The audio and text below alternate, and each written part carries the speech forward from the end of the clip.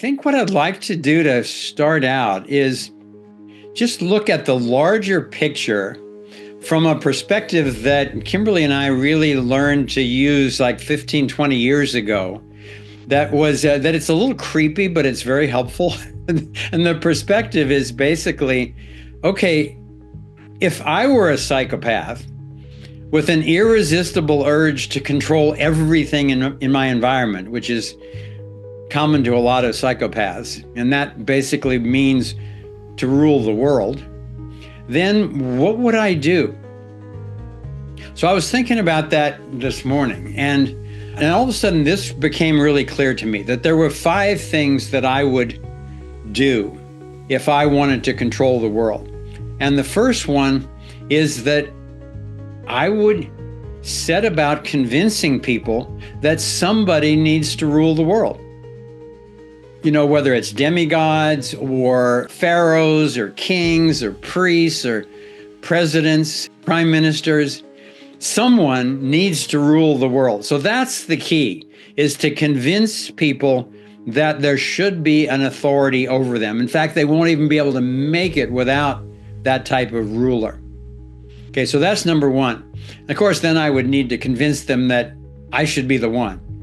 So once they make me the ruler, the first thing I'm going to do is take over the control of money, because that way I can impose taxation, I can impose the exclusive creation, the printing of money, and I can impose centralized control of interest rates. And with those 3, I mean, there's more details, but with those 3, you can pretty much manipulate and bribe the entire world.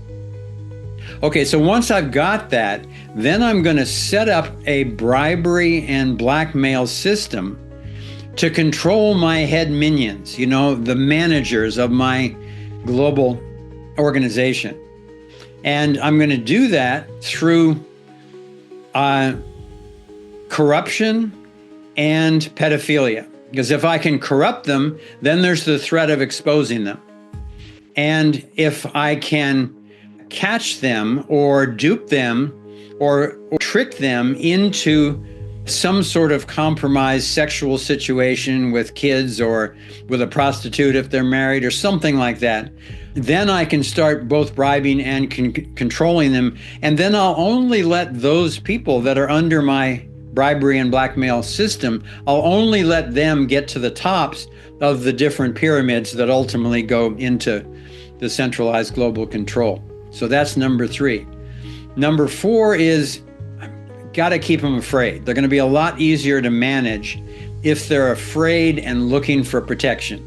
So I got to create a protection racket based on making them be afraid through wars, through race and class divisions, and things like climate scares. Oh my God, the sky is falling.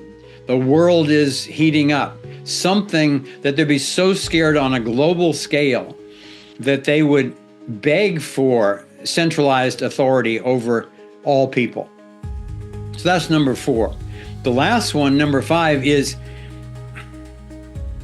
they're easier to manage if they're afraid, but they're also a lot easier if they're sick and if they're poor. That's going to create a weakness that's going to make them a lot more vulnerable.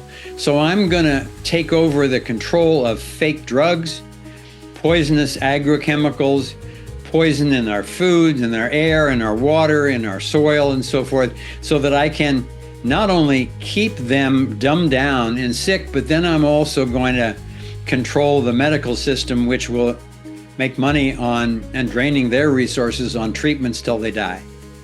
So that's my simple 5-step plan. Well, that's what's been going on for centuries.